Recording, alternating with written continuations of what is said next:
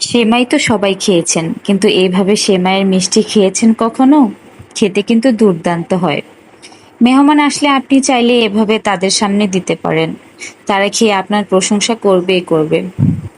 তো প্রথমে আমি এখানে 2 টেবিল চামচ ঘি দিয়ে দিয়েছি। তারপরে এখানে 1 প্যাকেট লাচ্চা সেমাই দিয়ে দিব। লাচ্চা সেমাইটা আমি ঘিয়ের মধ্যে ভালোভাবে ভেজে নেব। খেয়াল রাখবেন যেন সেমাইটা পুড়ে না যায়। পুড়ে গেলে কিন্তু খেতে তেতো লাগবে।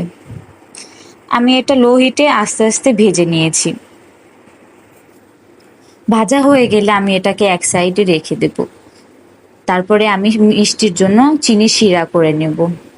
তো এখানে আমি হাফ কাপের একটু বেশি চিনি দিয়ে দিয়েছি। তার মাঝে হাফ কাপ পানি দিয়ে দেব। তারপরে কোরানো নারিকেল, আপনারা চাইলে নারিকেলটা স্কিপ করতে পারেন, কিন্তু খেতে ভালো লাগে। তারপর এখানে আমি কয়েক টুকরো গরম মসলা দিয়ে দিয়েছি। তারপর এখানে আমি ফুড কালার ইউজ করছি। আপনারা চাইলে ফুড কালারটা স্কিপ করতে পারেন, কিন্তু ফুড কালারটা দিলে কালারটা সুন্দর আসে। তো নেড়েচেড়ে আমি সবগুলো মিক্স করে নিয়ে এখানে আমি এক টুকরো লেবুর রস দিয়ে দিব, যেন শিরাটা জমাট বেঁধে না যায়। তো এখানে আমার শিরাটা রেডি হয়ে গেছে। আমি এর মাঝে ভেজে রাখা সেমাইগুলো দিয়ে দিব। সেমাই দিয়ে এটাকে আমি লো হিটে একদম ভালোভাবে রান্না করে নেব, যেন সেমাইটা ভালোভাবে সিদ্ধ হয়ে যায়, একদম নরম হয়ে যায়। খেয়াল রাখবেন এটা যেন বেশি আগুনে না ভাজা হয়, একদম লো হিটে রান্না করবেন। তো এটা আমার এখানে রান্না করা হয়ে গেছে। তার মাঝে আমি 2 টেবিল চামচ গুঁড়া দুধ দিয়ে দিব। গুঁড়া দুধটা দিলে খেতে ভালো লাগে। আপনারা অবশ্যই চেষ্টা করবেন এখানে গুঁড়ো দুধ দেওয়ার।